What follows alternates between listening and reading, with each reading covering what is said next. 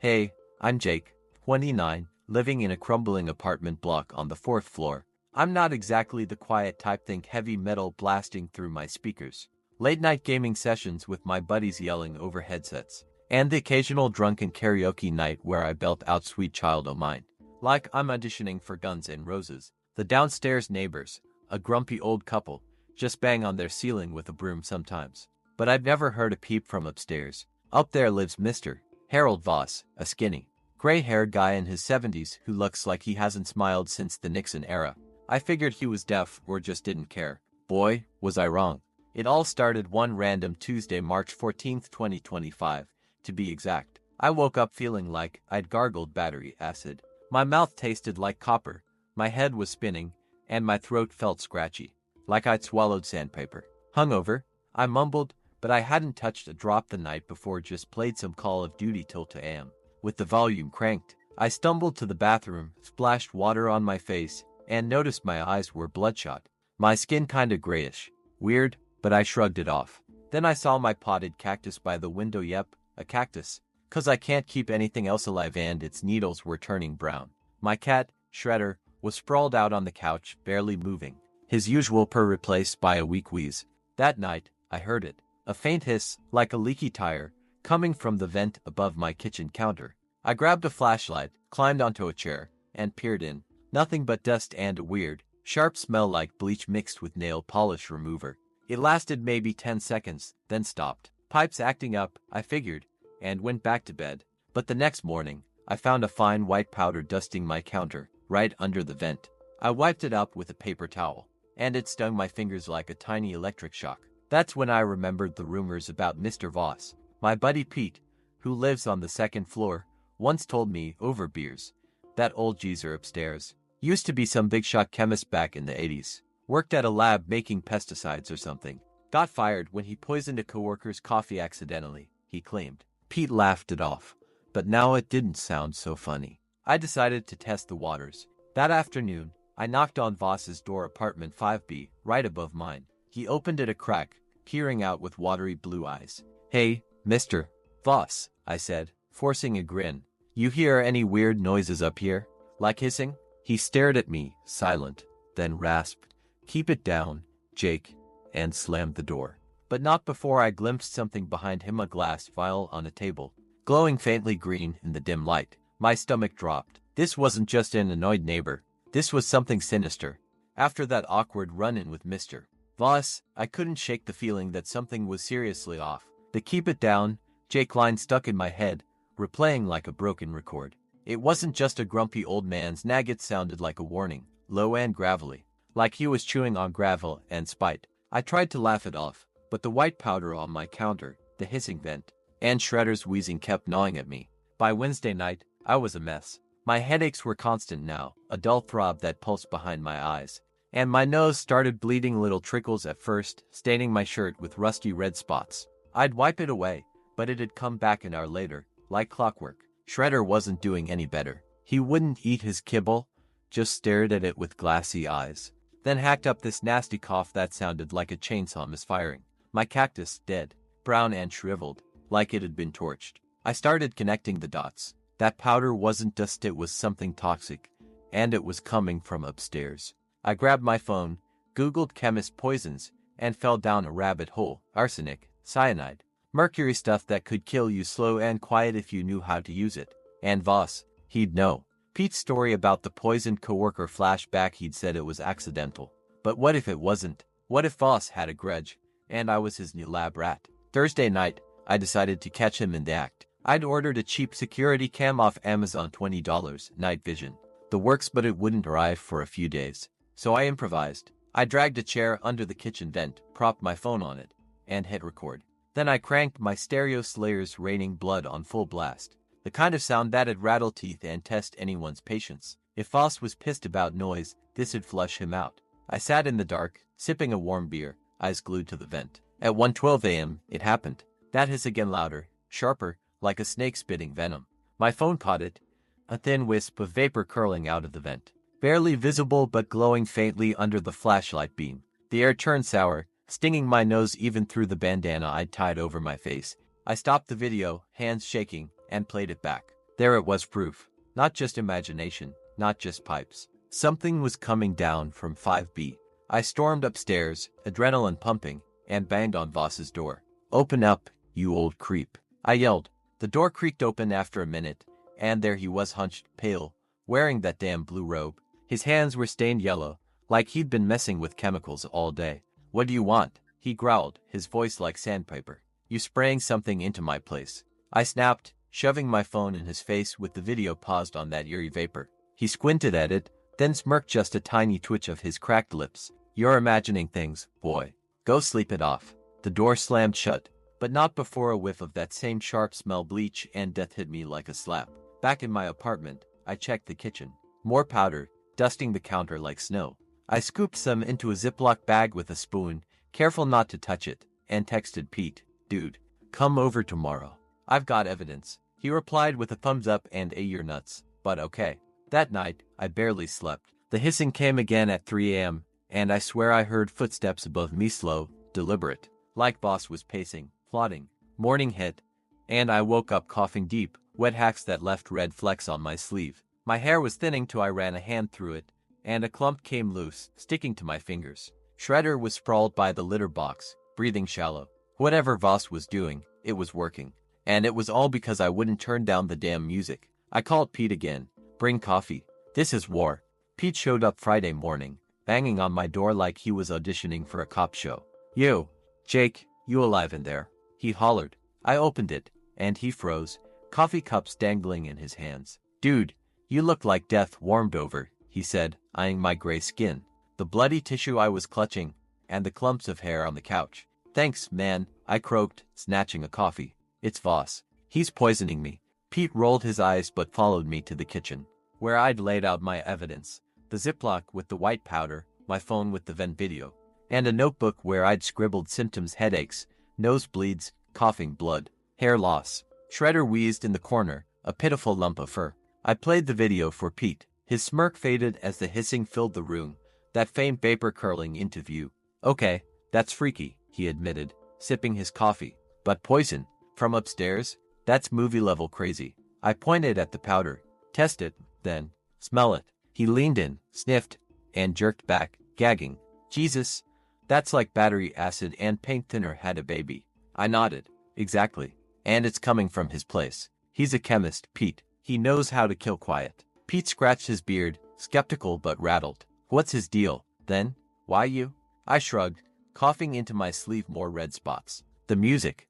I'm loud. He hates it." Pete paced, thinking. "All right, let's say you're not nuts. We need more than a shaky video and some mystery dust. Cops won't buy this, they'll laugh you out of the station." He was right. I'd thought about calling 911, but what did I say? My neighbors gassing me 'cause I like Metallica. They'd lock me up. "So what do we do?" I asked. Pete grinned.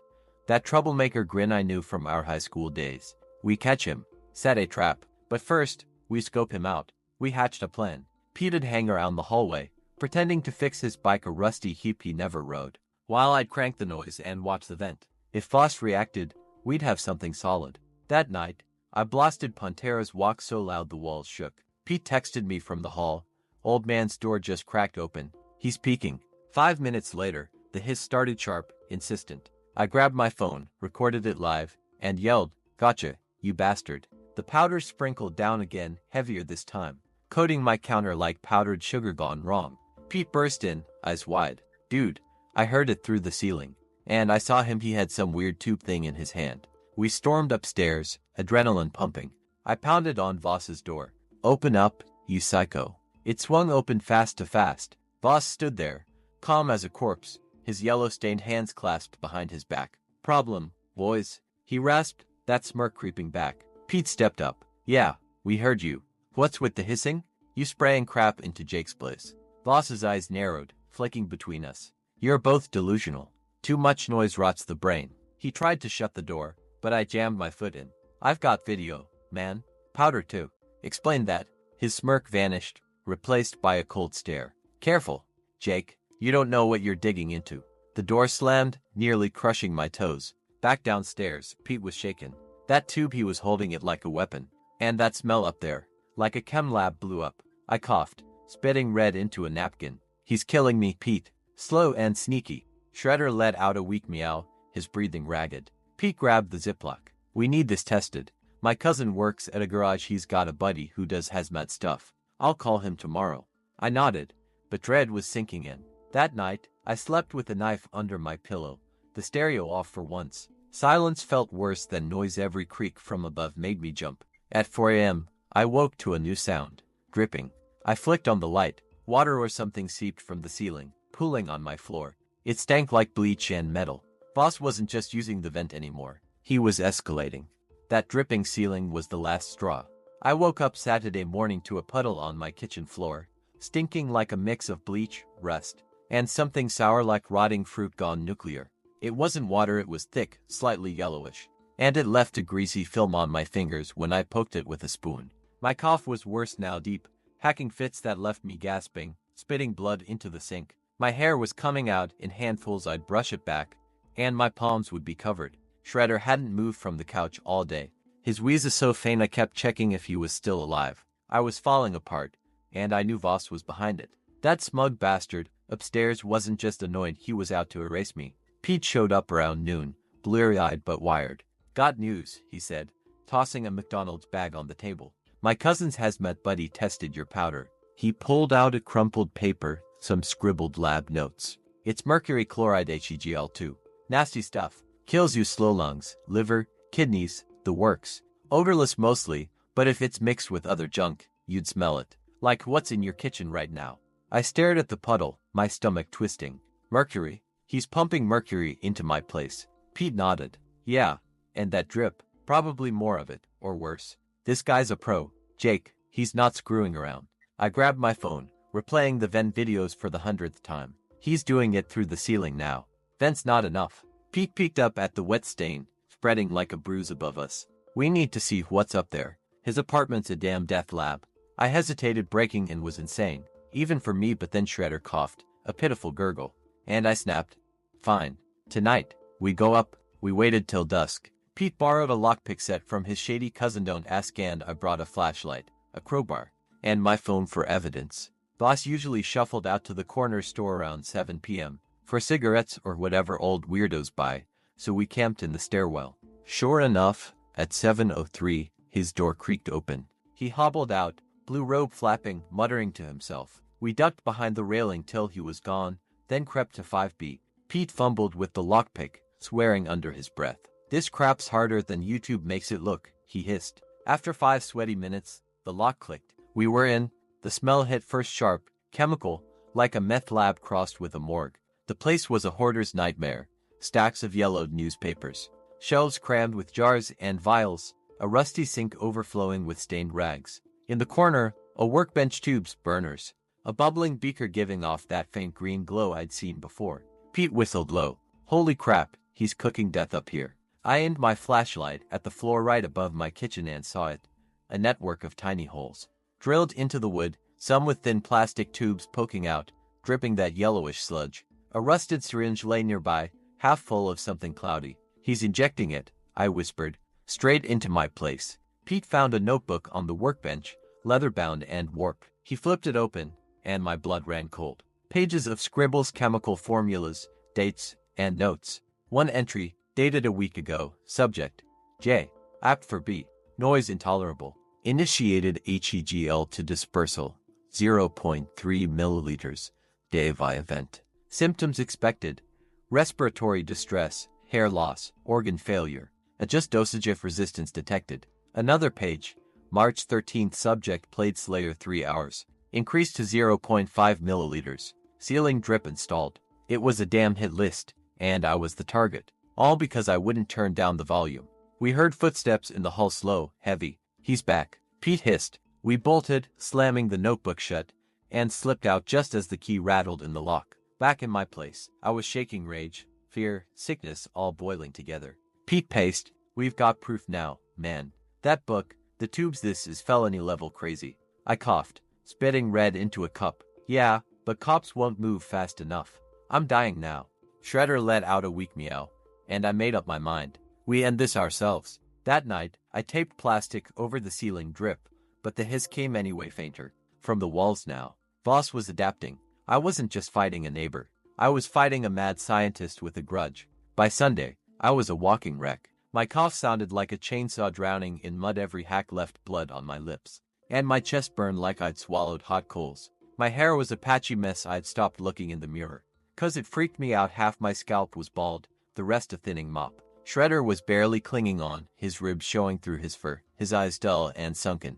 That notebook we found in Voss's place haunted me. Those cold, precise entries about my symptoms and dosage. He wasn't just some cranky old man. He was a calculated killer, and I was his guinea pig, all because I liked my music loud. Pete crashed at my place that night, sprawled on the couch with a baseball bat he'd brought just in case. "We can't wait for your Amazon cam or the cops, Jake," he said, cracking open a beer. "You're coughing up your lungs, and Shredder's toast. We've got to hit back." I nodded, taping more plastic over the ceiling. Drip useless, since the hissing had moved to the walls now, a faint whisper seeping through the cracks. "He's everywhere," I muttered, wiping sweat off my forehead. "Vents, ceiling, walls. He's got this place rigged like a gas chamber." Pete slammed his beer down. "Then we rig him back. Mess with his head." Our plan was trashy but desperate. Step 1. Protect myself. I ran to the hardware store, staggering, 'cause my legs felt like jelly, and bought a cheap hazmat mask, duct tape, and a box of trash bags. Back home, I sealed every vent, every crack I could find, taping bags over the walls where the hissing was loudest. The apartment looked like a serial killer's hideout, but I didn't care. Step 2. Fight fire with fire. Pete had a buddy who sold fireworks, sketchy Roman candles, and bottle rockets. "We light these off upstairs," he grinned, aim 'em at his ceiling. "Noise'll drive him nuts, maybe flush him out." I was too sick to argue. "Fine, but if he comes down swinging, you're taking the first hit." That night, we cranked the chaos. I blasted Metallica's Master of Puppets on loop full volume, speakers rattling, while Pete snuck upstairs with the fireworks. He wedged two Roman candles under Voss's door, lit the fuses, and bolted back down.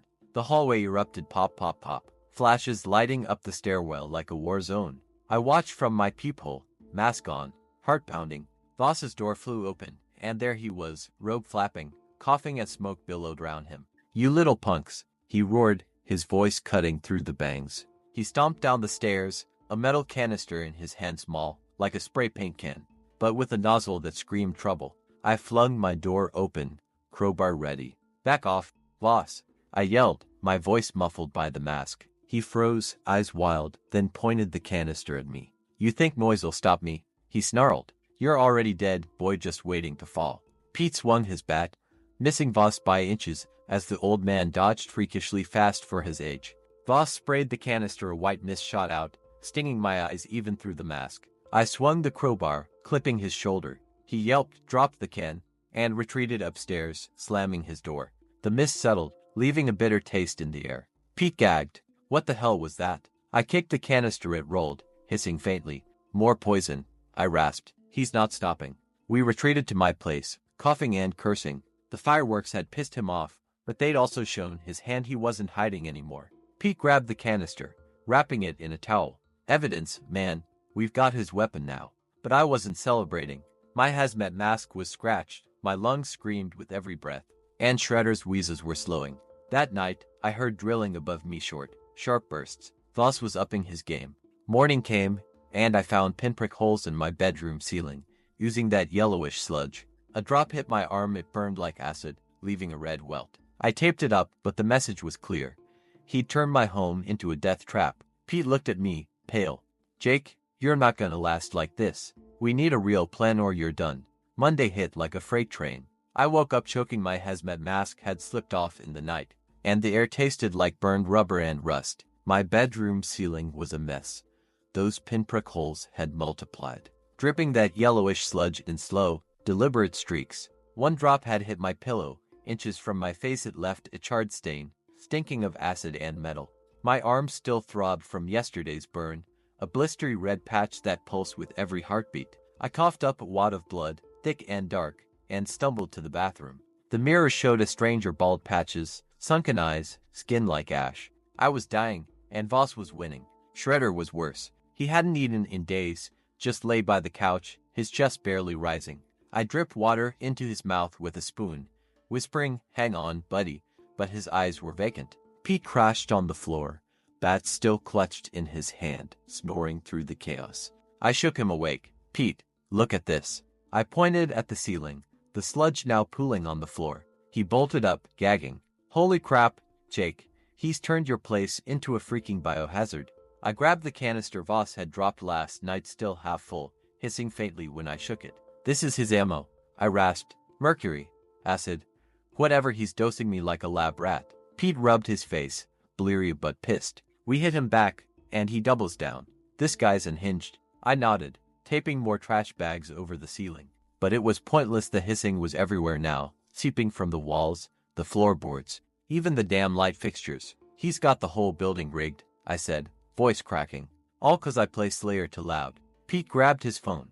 I'm calling my cousin again. We need that hazmat guy here, now.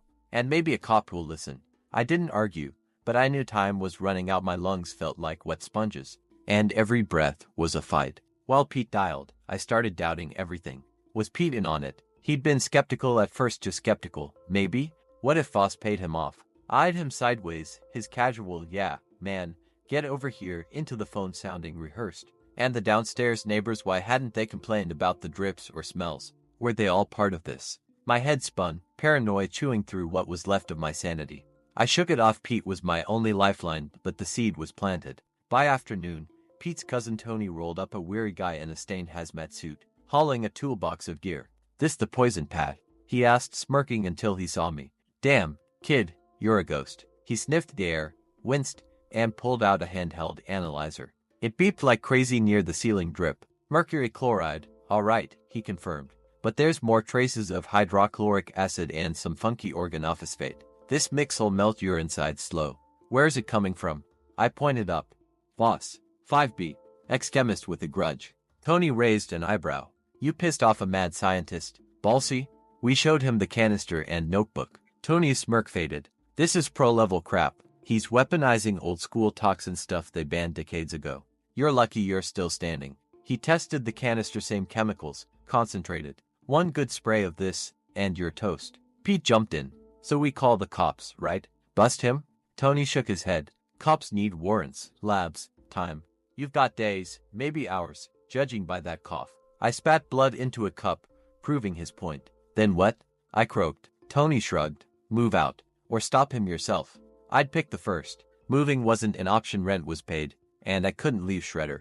We stop him, I said, glaring at Pete. Tonight. Pete nodded, but I caught a flicker in his eyes, nerves or something darker. Tony packed up, muttering, your funeral, and left us with a grim warning. He's escalating.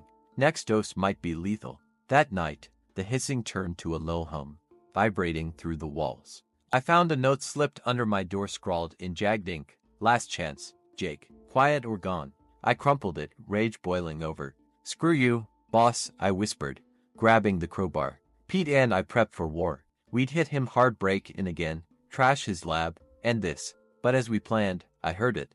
A soft tap tap tap from the hall. I peeked out, nothing but that chemical stink, thicker now. Voss was close. Too close. That tapping in the hall was the spark that lit the fuse. I couldn't wait anymore. Every cough, every drip, every wheeze from Shredder screamed that Voss was closing in for the kill. My apartment was a war zone. Trash bags taped everywhere. Yellow sludge pooling on the floor. Air so thick with chemical fumes I could taste it through the hazmat mask. Pete was antsy, twirling his bat like a kid itching for a fight. We hit him now, Jake, he said, voice tight. Trash his lab, grab that notebook, and shove it in the cops' faces. I nodded, gripping the crowbar till my knuckles ached. Let's end this freak. We waited till midnight. Voss's routine was clockwork, shuffling steps above me, usually stopped around 11, replaced by faint clinks and hums from his lab. I figured he'd be asleep or too deep in his poison brewing to hear us. Pete brought his lockpick set again, and I packed a backpack, flashlight, phone, duct tape, and the canister Voss had dropped our wild card. If he came at us, I'd spray his own crap back in his face. Trashy? Hell yeah. Desperate? You bet. We crept upstairs, the stairwell reeking like a chemical spill, sharp and sour, clinging to my mask. Pete knelt at 5B's door, fumbling with the picks. Come on, I hissed, glancing down the hall. That tap tap tap echoed again, faint but closer, like fingernails on metal. My paranoia flared. Was someone watching? Pete? The downstairs neighbors. I shook it off as the lock clicked. We slipped inside, and the stench hit like a punch, rancid, metallic, with a sickly sweet undertone. Voss's apartment was darker now, lit only by the green glow of that bubbling beaker on his workbench. The tubes in the floor were active, dripping faster, a steady plop plop plop into my place below. Pete swept his flashlight around. "Where's the notebook?" he whispered. I pointed to the workbench. There it was, open to a new page. I snatched it, scanning the latest entry. March 18, subject J. Apt for B. Noise persists. Fireworks detected. Dosage doubled 1 milliliter HEGL to plus HCl via wall infusion. Subject weakening. Final phase imminent. My stomach dropped. Final phase? Pete muttered, peering over my shoulder. "He's gonna finish you off." I stuffed the notebook in my bag, rage boiling. "Not if we finish him first." We started smashing quietly at first. I cracked vials with the crowbar, watching colored liquids spill and hiss on the floor. Pete tipped over a shelf of jars, powders, and sludge splattered everywhere. It was reckless, stupid, glorious. "Take that, you old creep," I growled, smashing a beaker that sprayed green steam. But then we heard a low chuckle from the shadows. We froze. Voss stepped out from behind a stack of newspapers, his blue robe stained with yellow streaks, a gas mask dangling around his neck. In his hand, a syringe, fat and gleaming, filled with something black and oily. "You boys are sloppy," he rasped, voice muffled by the room's haze. "Thought you'd outsmart me." Pete swung his bat, but Voss was quick to quick. He dodged, jabbing the syringe at Pete's arm. Pete yelped, stumbling back, clutching the spot. "What the hell was that?" he shouted. Voss grinned, teeth yellowed and sharp. "A little incentive. Quiet down, or your friend's neck snaps permanent." I lunged with the crowbar, but Voss sprayed something from a hidden canister in his sleeve, white mist, burning my eyes even through the mask. I swung blind, hitting air, and he darted back, vanishing into the mess we'd made. We bolted downstairs, Pete staggering, his arm swelling red around the injection site. I'm fine, he panted, but his eyes were wild. Back in my place, I locked the door, hard hammering. The notebook was ours, but at what cost? Pete slumped on the couch, sweating. "Feels like fire in my veins, man." I grabbed the canister we'd taken.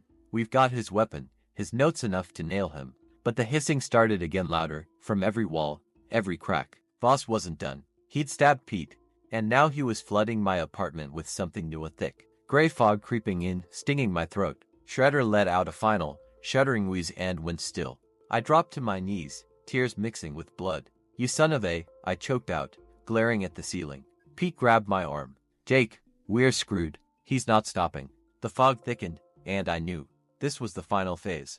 Shredder's death broke something in me. That gray fog rolling in thick, choking, smelling like death itself was Voss's final move. And it hit like a gut punch. I knelt by Shredder's still body, his fur matted with that damn yellow sludge, and felt hot tears mix with the blood dripping from my nose. My lungs were shredded, every breath a razor slicing through me, but rage burned hotter. Pete was slumped against the couch, clutching his swollen arm where Voss had jabbed him with that black syringe. "Jake, it's spreading," he groaned, his skin turning a sickly purple around the injection site. "Feels like my bones are melting." The fog thickened, curling around us like a living thing, stinging my eyes even through the cracked hazmat mask. I grabbed the crowbar and Voss's canister, my hands shaking but steady enough. "He's not finishing us," I snarled. "We finish him." Pete staggered up, bat in hand, his face pale but set. "I'm in, man. Let's bury this creep." We didn't have a plan, just fury and desperation. The notebook, the canister, the videos, they'd wait. Right now, it was personal. I kicked my door open, the fog spilling into the hall, and charged upstairs. Pete stumbling behind me. The stairwell was a haze, that chemical stench so strong it burned my throat through the mask. I didn't knock this time. I smashed Voss's door with the crowbar. With splintering like cheap plywood, it flew open, and there he was, standing at his workbench, calm as a damn statue. His gas mask was on now, the lenses glinting green in the beaker's glow, and he held a new syringe, bigger, filled with that same black gunk he'd hit Pete with. Tubes snaked from his lab into the floor, pumping that gray fog downstairs. Persistent little roaches, he rasped through the mask, voice distorted and hollow. "Should have quieted down when I asked." I swung the crowbar, aiming for his head, but he sidestepped, freakishly agile, and jabbed the syringe at me. I ducked, the needle grazing my shoulder close enough to rip my shirt but not pierce skin. Pete roared, swinging his bat, and caught Voss in the ribs. The old man grunted, stumbling, but didn't drop. He sprayed that white mist again, the one from his sleeve, and Pete doubled over, coughing, his back clattering to the floor. You're too late, Voss sneered, kicking the bat aside. Your friends got ours. You've got less. I lunged, slamming the crowbar into his workbench. Glass shattered, liquids hissed, and that green beaker tipped, spilling steaming sludge across the floor. Voss hissed like a snake, diving to save his gear, and I seized the moment. I grabbed his canister from my bag, ripped the nozzle open, and sprayed it full force into his face, or where his face would have been without the mask. He staggered, clawing at the gas mask as the white mist, his own poison, seeped through the edges. You idiot! He choked, voice garbled. I didn't stop, emptied the whole damn thing, watching him reel. Pete crawled up, grabbed his bat, and swung low, cracking Voss's knee. The old man collapsed, the syringe rolling free, his mask fogging up as he gasped. I kicked him hard in the chest, sending him sprawling into his own spilled chemicals. That's for Shredder, you bastard! I yelled, my voice breaking with blood and tears. The fog was pouring in faster now, his tubes were still pumping, unchecked. Pete yanked me back. Jake, we've gotta go, he's down, but this place'll kill us. I hesitated, staring at Voss writhing in the mess, then grabbed the notebook from my bag and bolted. We stumbled downstairs, Pete half dragging me as my legs gave out. My apartment was a death cloud, gray fog so dense I couldn't see the couch. I scooped up Shredder's body, cradling him, and we ran outside, collapsing in the parking lot. Sirens wailed in the distance. Someone must have called 911, maybe from the fireworks or the fight. Pete hacked, his arm now a swollen, purple mess. We got him, right? He wheezed. I nodded, clutching the notebook, Shredder's limp form against my chest. Yeah, but he got us too. The fog was seeping out my windows, a toxic plume curling into the night. Voss was down, but I wasn't sure we'd won. We collapsed in the parking lot, the night air cold against my burning lungs. That gray fog poured out of my apartment windows like a horror movie, curling into the sky as sirens screamed closer. I clutched Shredder's body, his fur sticky with that damn yellow sludge, and coughed up blood that splattered on the asphalt. Pete was next to me, propped against a car, his arm a swollen, purple mess, veins bulging like they'd pop. We nailed him, Jake, he wheezed, but his voice was weak, fading. I nodded, the notebook still in my bag, my proof, our lifeline. But victory felt hollow. My cat was dead, my body was trash, and that fog was still choking the building. Cops rolled up first, lights flashing, tires screeching. Two uniforms jumped out, guns drawn, shouting, hands up. What the hell's going on? I raised one shaky hand, the other cradling Shredder, and rasped, upstairs 5B. He's poisoning us. Chemicals. Look, I pointed at the fog, now spilling into the lot. Pete tried to lift his bat but dropped it, groaning. He stabbed me, syringe, crazy old bastard. The cops hesitated, sniffing the air sharp, metallic, wrong, then radioed for backup. Stay put, one barked, while the other bolted upstairs, gun ready. Minutes later, an ambulance screeched in, followed by a hazmat van, guys in full suits piling out like we'd stumbled into a disaster flick. Paramedics swarmed us. One yanked my mask off, shoved an oxygen mask on my face, and started asking questions I could barely answer. What did you inhale? How long? Symptoms. I mumbled through blood and tears. Mercury acid, weeks, he's killing me. They hooked Pete up too, his arm now ballooning, skin cracking like overcooked sausage. Toxin exposure. A medic snapped into his radio. Get him to her, stat possible organophosphate poisoning. They loaded us into the ambulance as hazmat stormed the building, their suits glowing under the streetlights. At the hospital, it was chaos. Doctors poked and prodded, drawing blood, shoving tubes down my throat to flush my lungs. You're a mess, one said, scanning my chart. Mercury levels off the charts, acid burns in your airways, liver's taking a hit. How'd this happen? I handed over the notebook, crumpled, stained, but intact. Him, Harold Voss. Upstairs. Ex-chemist. Read it. A nurse flipped through it, eyes widening at the entries, my name, dosages, final phase. She called security, who called the cops again. Pete was in worse shape, his arm needed surgery.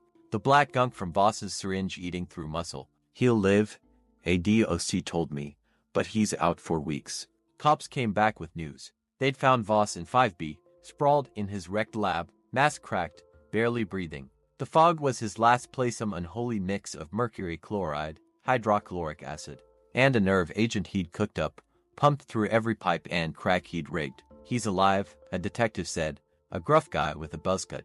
Barely. Hazmat's tearing his place apart, vials, tubes, a damn arsenal of toxins. You're lucky you got out. I spat blood into a cup. Lucky? My cat's dead. I'm half dead. He shrugged, flipping through the notebook. This'll bury him. Attempted murder, easy. He's got a rap sheet to poisoned a coworker in 89. Got off on a plea. Psych Evil flagged him as unstable. They let me crash in a hospital bed, oxygen hissing. Machines beeping. Pete was in ICU, sedated. I stared at Shredder's body. They'd bagged him for evidence and felt empty. Cops said they'd raided my place too. It was a hazmat zone now. Condemned till they decontaminated it. Everything I owned gone. But Voss was caught, right? That's what I told myself, drifting into a drugged sleep. Except I woke up at 3 a.m., heart pounding, to a faint hiss from the hospital vent. I ripped off the oxygen mask, staring at it.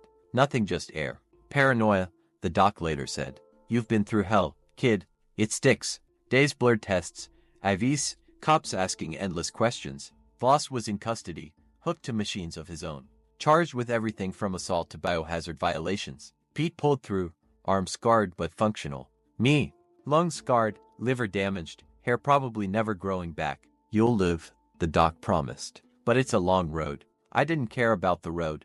I cared that Voss was locked up, until I got the call. A week in the hospital felt like a lifetime. I was a shell, lungs wheezing like a busted accordion, skin patchy and gray. My scalp a mottled mess of stubble and scars. The docs pumped me full of chelators to flush the mercury, but every breath still burned, and my hands shook like I'd aged 50 years. Pete was out of ICU, his arm wrapped in bandages, looking like a war vet with a lopsided grin. We survived, man, he croaked, sipping jello from a cup. Voss's toast. Cops got him cold. I nodded, clutching the hospital blanket, but that hiss I'd heard in the vent stuck with me. Paranoia, they said. I wanted to believe it. The detective Buzzcut, I called him, came by with updates. Voss was locked in a high-security ward, half dead from his own poisons after our fight. He's not talking much, Buzzcut said, chewing a toothpick. Just mutters about noise and discipline. Guy's a nutcase, decades of grudges festering up there. You're not his first target. He slid me a file, grainy photos, old reports. In 89, Voss had spiked a coworker's coffee with arsenic after a lab dispute over a radio. Pleaded insanity, caught 5 years, then vanished into obscurity.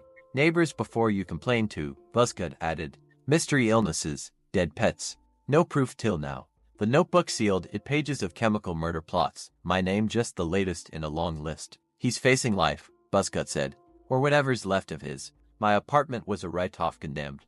Sealed in hazmat tape. Insurance wouldn't touch it, so I crashed with Pete's cousin Tony, the hazmat guy, in his cramped trailer. Shredder's loss hit hardest. I buried him in Tony's backyard.